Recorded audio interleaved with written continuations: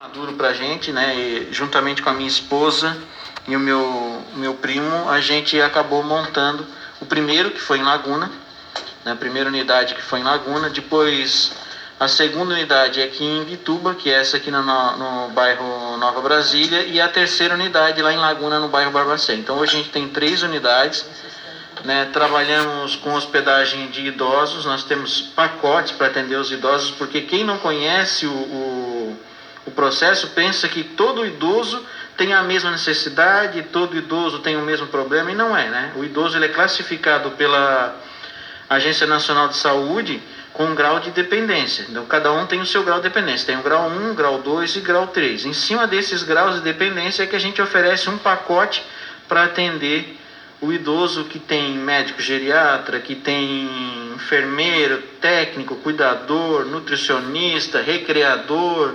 fisioterapeuta, fonoaudiólogo. Tem uma equipe completa para atender o idoso, dependendo do grau de dependência que ele tiver. Porque tem idoso que não tem grau de dependência nenhum, vai ser um pacote, tem outro que tem um grau com um pouco mais de dependência, vai ser outro, e assim. Cada situação. Exatamente, e assim por diante.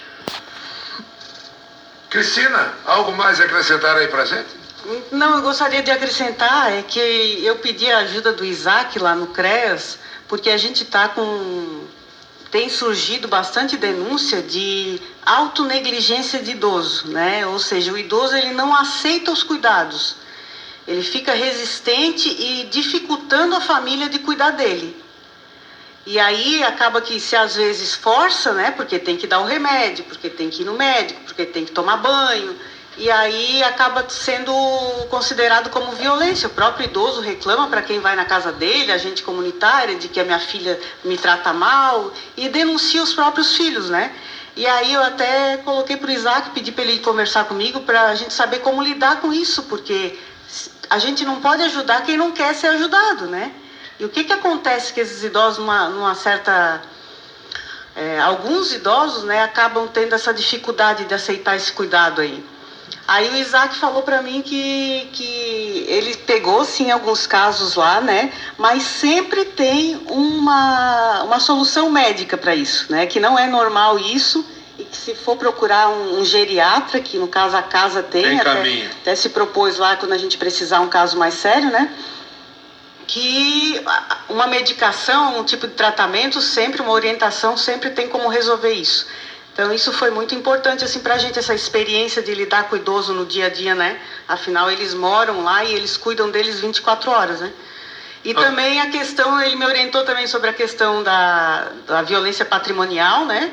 Porque tem filhos que fazem chantagem emocional com o pai e o pai acaba querendo dar as coisas, né?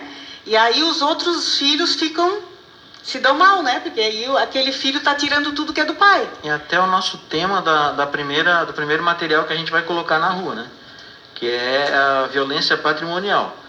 Como a gente estava falando aqui, às vezes o filho, porque acha que é mais chegado, né? Ô pai, faz um empréstimo para mim, né, tal. Eu vou pagando, mas não paga nada, a gente sabe que realmente não paga nada. E cria um atrito maior, porque tem um outro filho, tem um outro parente ali que está também com necessidade, né? Mas não chega a esse ponto, mas aí o pai, porque esse aqui é meu filho mais querido, que eu gosto mais, eu vou ajudar. No fim, ele está só dilapidando o patrimônio do pai, né?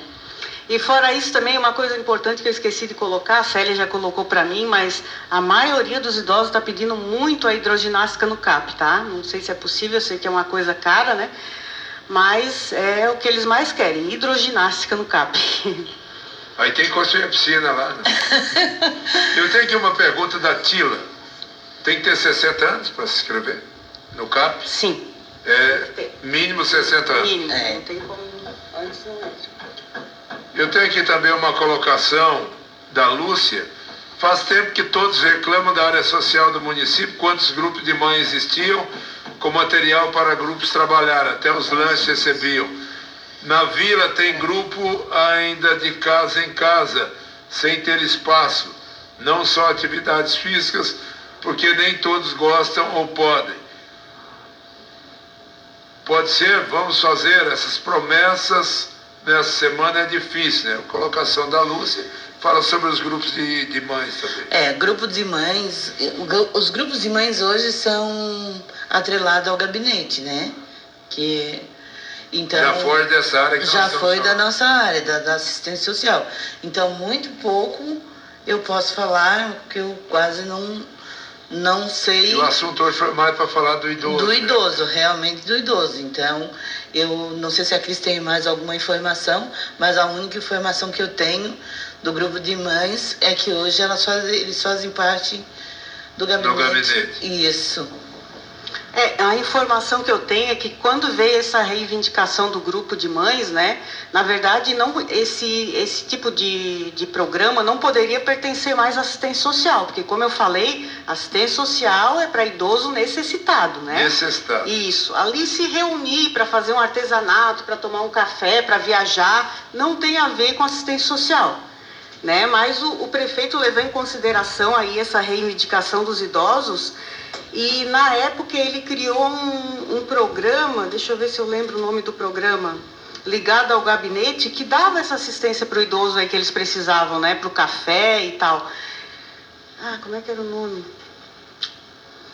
Só que assim, gente, com a pandemia não podia mais ser incentivado esse tipo de grupo, né? Não tinha como, porque depois morria e aí a prefeitura estava financiando uma coisa que estava tirando a vida das pessoas, né? Foi um momento diferenciado.